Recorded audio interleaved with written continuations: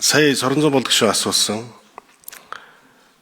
Хоримтлагдсан алдагдал 7.5 бараг 5 тэрбум юм байна те. Их найд.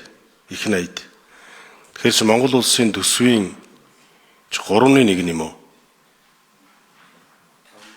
5.1. Тэгээ энэ их алдагдал байгаа юм байна. Энэ алдагдлаа одоо хизээ дуусгах вэ? Эндээс ч одоо хамаг юм чинь болоод байгаа юм шүү гэдэг ийм асуулт байна. Тэгээ энэ их алдагдaltaй байгууллага бол аудит дээр дандаа сөрөгдөг л таавна л да тийм ээ. Энийг одоо яг хугацаатай тодорхой хэлээч юу нь болохгүй байна. Яаж юм гэдэг талаар. За мөнгөний бодлого 4 номер 6 номер дээр сууж байна тийм ээ. Энэ тэтгэврийн зээлийг нэг хуучин юунд нь оруулж чачаал гэдэг их хурлын гишүүд тойргоо сонгогдсон гишүүд тэгж хэлээд байгаа.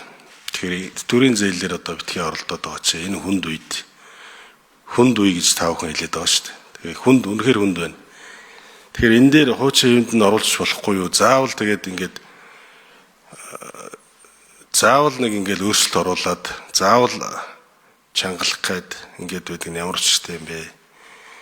Ер нь тэтгэврийг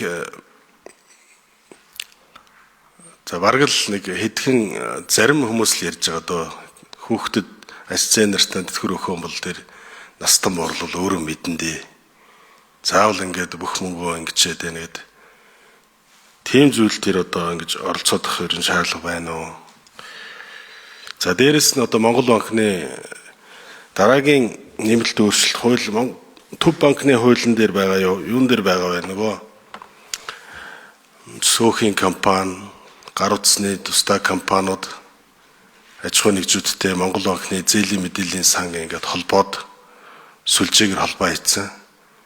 Энийг сая Батчуур гишүүний оруулж ирсэн хуулийг одоо эдийн засгийн байнгын ороо бид бүхэн сайн дэмжиж улсын их хурлаар батлагдсан. Байнгын хорон дээр их дэмжлэг авч гişүүд их дэмжсэн. Тэгэхээр энэ дараагийн тэр нэг сүлжээг яаж байхгүй болох вэ? Энэ дээр нэг ийм 3 асуулт байна.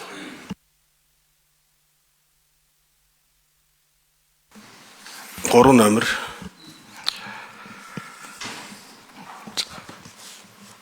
Зөвдөрч гişүний асуултанд хариулъя.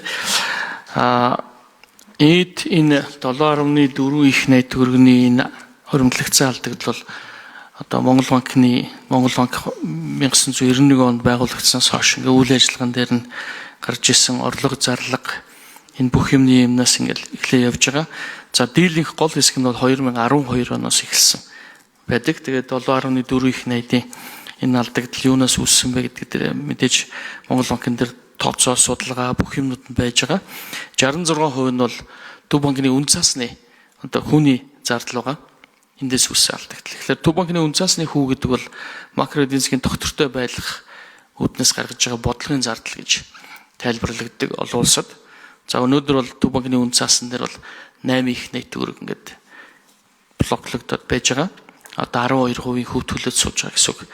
Хэрвээ энэ Төв банкны үн цасыг гаргахгүй энэ 8 их найд өөрөө эдийн засаг дээр эргэлдэх ёстой гэх юм бол энэ хэмжээний одоо мөнгөний нийлүүлэлт бий болно. Энэ хэмжээгээр одоо эдийн засагт бол маш одоо эрсдэлтэй чучмаг зүйл болох учраас одоо Төв банк бол өөрөө энийг өөр дөрөө ингээ блоклоод бодлогын зардал гаргаад ингээ сууж байгаа гэж хэлж болно. За мөн энэ Монгол улсад орж иж байгаа энэ валют байна. Экспортын одоо нүүрсний компаниудын орж ирсэн валют юм уу зэсийн одоо эрдэнэт үйлдвэрийн оюутлогын орж ирж байгаа энэ орлогууд бол өөрөө Монгол улсад орж ирээд Монгол банктай бол ингээд swap хэлцэл эсвэл шууд арилжаа хийгддэг. За энийгээр зөрөөд ингээд энэ төгрөг бол эдийн засаг руу нийлүүлэгдэж яадаг. За энэ нийлүүлэгдсэн төгрөгийг эргээд тогтвортой хэвийн хэмжээнд нь байх юмтай зүйрлэх юм бол одоо үерийн ус шиг биш одоо хөрсөндөө зөв шингэдэг хэмжээгээр байлгах үүднээс энэ Төв банкны үн цаас ингээ ажиллаад одоо хэвийн хэмжээнд нь макро эдийн засгийн тогтвортой байлгахаар харж байгаа. Тэгэхээр одоо Төв банкны үн цаасны энэ хэмжээг хэвийн хэмжээнд нь байлгаханд төсвөр дамжиж их эдийн засаг руу том зардал гарахгүй байвал Төв банкн дээр энэ бодлогын хүний зардал гарахгүй дарамт бага байна л гэж шууд хэлж болохоор байгаа. Тэтгэврийн зээлтэй холбоотойгоор ер нь бол тэтгэврийн зээл бол хэрэглээний зээл байгаа.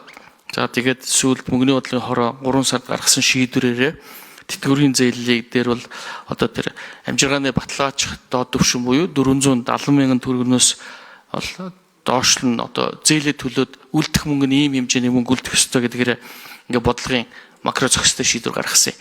Гэхдээ энэ нь өөрөө өнөөдөр ингээд бас нэлээд төвхтэй байдал үүсгэж байгаа учраас одоо 6 сард хуралдах мөнгөний бодлогын хороогоороо тэтгэврийн зээл дээр авсан арга хэмжээгээ бусад хэрэглээний зээлтэй адилтгах маягаар буцаах ийм одоо бодлогын саналыг бол одоо дэвшүүлээд явж байгаа. Тэгэхээр энэ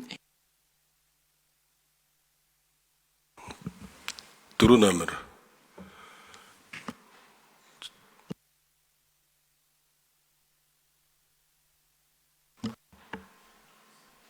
Дөрөв номер. За Сэтэрч гишүүний хэлж байгаа зүйлийг бид анхаардаа. Гэхдээ энд яг ер нь бодолцож үзэх бас нэг 2-3 зүйл байгаамаа. Нэгдүгээрт бол ерөнхийдөө олон улсын жишгээр харах юм бол тэтгэврийн зээл өгдөг орнууд байна. Тэрний одоо өр орлогын харьцаа нь бол нэг 60-70 орчим хувьтай байгаа. Гэтэл манад дээр байгаа энэ харьцааг үзэхээр 85% хүрчээд байгаа. Өөрөөр хэлбэл тэтгэвэр авж байгаа хүний амьдрах эрхэн зөрчигдөх тийм асуудал үүсчихэд байгаа. Энийг нэгдүгээрт харж үзэх хэрэгтэй байна. Хоёрдугаарт бол хэрэглээний зээлүүд дотроос хамгийн одоо эрсдэлтэй бүлэг бол бас энэ хэсэг байгаа. Хэрвээ бид нар энэ хэсгийг замраагүй нэмэгдүүлэх юм бол бас нэг банкны салбар дээр ч эрсдэл үүсээ тэр нь бас зээлийн хөө энтертэй урт хугацаанд бас нөлөөлөх юм байгаа. А гуравдугаарт бол бид бол урд нь бас нэг тэглэхтэй арга хэмжээ авсан. Энэ бол одоо бас нэг тэтгэврийн зээл авах тэр сэдлийг бол нэлээд нэмэгдүүлсэн юм болоо гэж ингэж бодож байгаа.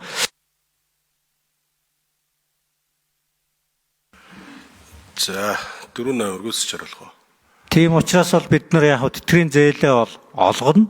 Олгохдоо бол бас одоогийн нөхцөлийн бол арай дээрдүүлээд гэхдээ хуучин шиг нь бас явуулах юм бол бас замраагүй нэмэгдэх тийм эрсдэл байгаа учраас тэрнийг бас бодолцож л шийдвэр гаргаж тарах бах. Тэгээд тэрэн дээр бол ер нь тооцоо хийж ижил шийдвэр гаргана гэсэн иймэрхүү юутай байгаа.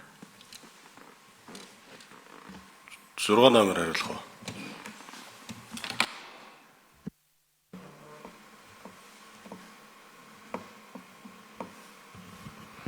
За саяын Сэтэрч гишүүний асуултанд Монгол банкны ерөнхийлөгч ерөнхийдөө хариулчих шиг боллоо. Одоо энэ 6 сард бидний ээлжид энэ хурал болохын энэ дээр бид нар бас авч хэлцэнэ. Яг уу тэн дээр нэлээд тодорхой тооцоо судалгаатай юм тоо баримтууд орж ирдэг юм байлээ. Тэгээд энийг бид нар бас тал талаас нь авч харилцаад шийдвэр гаргаж байгаа хаа гэж бодож байна.